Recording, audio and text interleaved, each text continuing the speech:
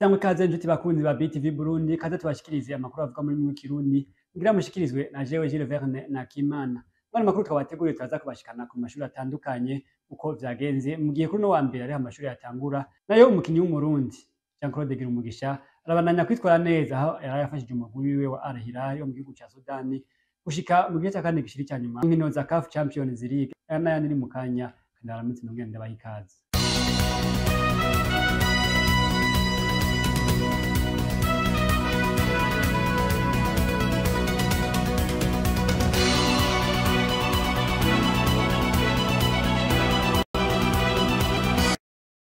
Nasubiye kubaramutsa nongera ndabaha n'ikaze ko nemeje kubashikiriza mu ngingo nkuru kuri no wa mbere kugeza cya 6-0 ni amashuri atangwa atari hake mu gihugu cy'u Burundi. Ku mashuri amwe twagendeye na cyane cyane amashuri y'indaro twasanze ivyigwa vyamaze gutangura ndetse ngo riko bigenda neza kuko twabishikirijwe na bamwe mu barongoye ayo mashuri. Elvis Munyaneza yishikiye kuri ayo mashuri ahita dutegurira iyo nkuru. Igice ca kabiri c'umwaka w'ishure ibihumbi 2024 ushira umwaka w'ibihumbi 2025 niho catanguye kuri igenekerezo rya 6-0 ku mashure atandukanye yo mu gihugu c'u Burundi,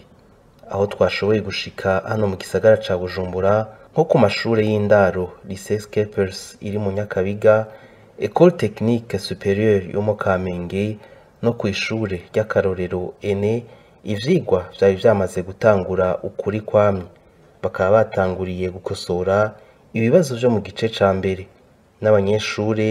bari bitavye ku rugero rushimishije nk'uko abayobozi b'ayo mashure babimenyesha. Bivuze no munsi igenekerezo ya 6 w'igice c'ishuri c'umwaka wa 2025 cyatangura. Kire twaciteguriye kubona cyane ko uzi ko bari gutangura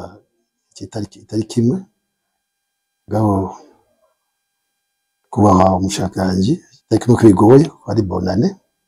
cyara icunguruza cyo no munsi. Rero abanyeshuri twatari kubakira ejo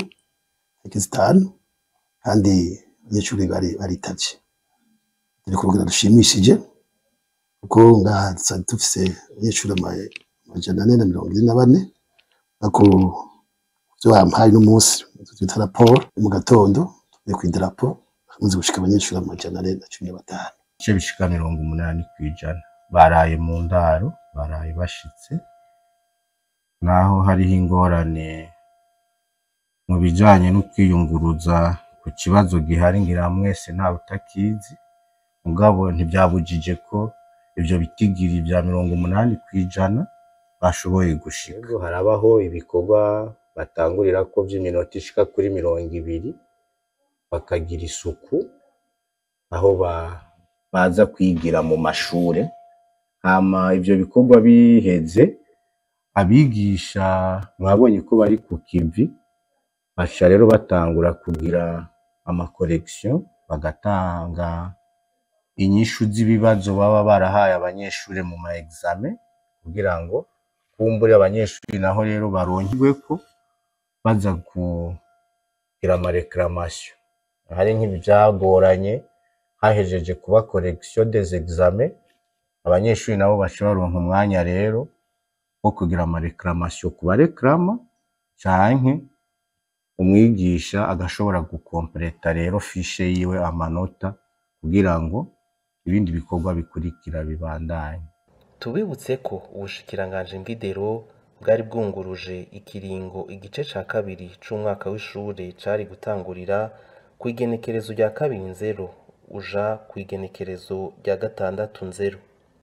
Umukinyi Jean-Claude Girumugisha akinira umugwi wa Al Hilal mu gihugu ca Sudani abandanya kwitwara neza ndetse akaba yarafashije uwo mugwi gushika mu gice ca kane gishiri ca nyuma mu nkino za CAF Champions League. Nayo mu makungu umugwi wa Manchester United waraye unganije ibitsindo 2-0 n'umugwi wa Liverpool Anfield Road Park. Ibitaheruka kuri uwo mugwi haraheze igihe kitari gito. Nayo umugwi wa Tottenham urabandanya utoroherwa kuko waraye wongeye gutsindwa ibitsindo 2-1 n'umugwi wa Newcastle United ubasanze ku kibuga cyabo. Umukinyi Jean Claude Girumugisha yahoze akinira umugwi wa Magara Young Boys anaguva muri uwo mukinyi afite ibitsindo vyinshi abananya kwitwara neza yarafashije umugwi wa Al Hilal wo mu gihugu ca Sudani kunganya n'umugwi wa MCRG wo mu gihugu ca Algeria igitsindo kimwe ku kindi inyuma y'iminota 18 gusa yinjiye mu rukino kabaci yatsinda igitsindo ciwe cyo kugombora ku minota ya 78 kabaci yakwiza ibitsindo bitatu umugwi wa Al Hilal ukaba wari mu itsinda bari kumwe n'umugwi wa MCRG umugwi wa Young Africa n'umugwi wa TP Mazembe Al Hilal ikaba yaciye kwiza amanota 10 MCRG kaza mu kibanza ca kabiri n'amanota 5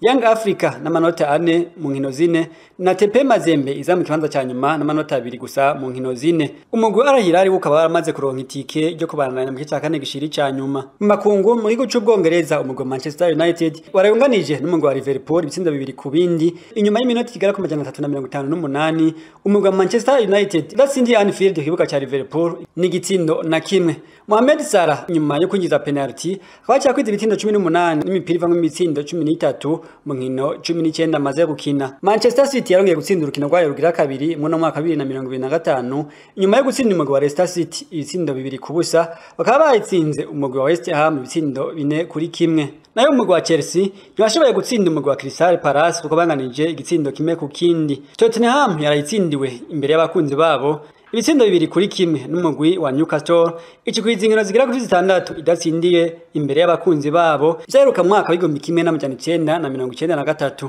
nayo umugwi wa Newcastle ukaba waciye ukwiza inkino 5 udatsinzwe gushika ubu umugwi wa Liverpool washaza mu kibanza ca mbere n'amanota 46 n'urukino rumwe rw'ikirarane Arsenal kaza mu kibanza ca kabiri n'amanota 40 umugwi wa Nottingham Forest uza mu kibanza ca gatatu n'amanota 37 umugwi wa Manchester City uza mu kibanza ca gatandatu n'amanota 38 mu gihugu ca Espagne umugwi wa Real Madrid waratsinze urukino rwabo rw'ikirarane barafitaniye n'umugwi wa Valence ibitsindo 2 kuri kimwe bafashijwe na Jude Bellingham mu minota ya nyuma y'urukino gushika ubu umugwi wa Real Madrid niwe uza mu kibanza ca mbere mu gihe umugwi wa Atletico Madrid uza mu kibanza ca kabiri n'urukino rumwe rw'ikirarane Dani Olmo na Pau Victor baracarindira ingingo zo fatwa na sentare yemeza ko bashobora kwandikwa nk'abakinyi umugwi wa FC Barcelona makuru tuyangirize mu makungu mu gihugu cy'Ubufaransa aho Nicolas Sarkozy yazarongoye ico gihugu yugururiwe urubanza yagirizwa konona ubutunzi bw'ico gihugu no konona amatungo y'igihugu ca Libya mu mwaka wa 2007 aho yavuga ko yoba yayakoresheje mu matora. Amakuru avuga mu makungu reka tuyahere ku mugabane wa Buraya aho mu gihugu c'Ubufaransa kuri wa mbere hugururwa icese urubanza rw'uwahoze aramutswe ico gihugu Nicolas Sarkozy aho yagirizwa gufumbatishwa n'uwari umukuru w'igihugu ca Libya Muammar Gaddafi akagirizwa ko ari we yamuhaye uburyo bw'amafaranga agira ku miliyoni 50 z'amayero yakoresheje mu gihe c'imyamamazo mu matora yo mu 2007. Nicolas Sarkozy akaba yagirizwa ko yakoze imyamamazo mu mahera yaronse bidaciye mu mategeko nk'igifukamunwa yahawe n'uwari umukuru w'igihugu ca Libya Muammar Gaddafi yahavuye agandagurwa mu mwaka wa 2011. Nicolas Sarkozy yarengukishijwe uno munsi mu gihe hari hahize iminsi mike yagiriwe n'icaha kijanye no kurya ibiturire no kwifadikanya n'inkozi z'ibibi. Ubu hakaba hiyongeye ko ukwagirizwa gusahura ubutunzi bw'igihugu ca Libya. Ni nyuma y'amatohoza yaramaze imyaka irenga 10 akogwa n'abamenyesha makuru babiri b'ikinyamakuru Mediapart. Amatohoza yatanguye gushira habona ico cegeranye kuva mu mwaka wa 2012. Nicolas Sarkozy akaba yarengukishijwe kumwe n'abashikiranganje batatu bo ku ntwaro yiwe kumwe n'abandi bategetsi bare bacuditse nawe. Ubu akaba agiye kuburana mu kiringo c'amezi 4 nayo mu gihe Nicolas Sarkozy yo kwagirwa n'ivyaha yagirizwa akaba azohanishwa umunyororo w'imyaka 10 n'amande agera ku 375 vy'amayero. Tuve mu Bufaransa tuje muri leta zunze ubumwe za Amerika aho abantu bagira ku 1500 bari bagiriwe n'icaha cyo guhungabanya umutekano mu ngoro y'amakoraniro ya Capitol muri ico gihugu kuwa 6 mwaka wa 2021 bagiye kwambikwa izera n'umukuru w'igihugu mushasha Donald Trump. Inyuma y'imyaka 4 izo mvururu zibaye umukuru w'igihugu asa n'uriko asozera ikiringo ciwe Joe Biden yahamagariye abanyamerika kutazigera bibagira ivyabaye kuri munsi. Joe Biden we akaba atabona kumwe na Donald Trump kubijanye no kwambika izera abo bateje umutekano muke mu ngoro y'amakoraniro. We akaba yahamagariye abanyamerika kutazigera bemera ko ivyabaye vyisubiriza. Akaba yagize ati batubwira ko tutigeze tubona ivyo amaso yacu yiboneye, barirengagiza uburemere ubwoba n'amakenga vyibonekeje bitewe n'uyo munsi. bagaca bashaka kwerekana ko ari imyiyerekano isanzwe yabaye. Joe Biden akaba yabivuze mu gukikiriza adashatse kudoma urutoke kuri Donald Trump.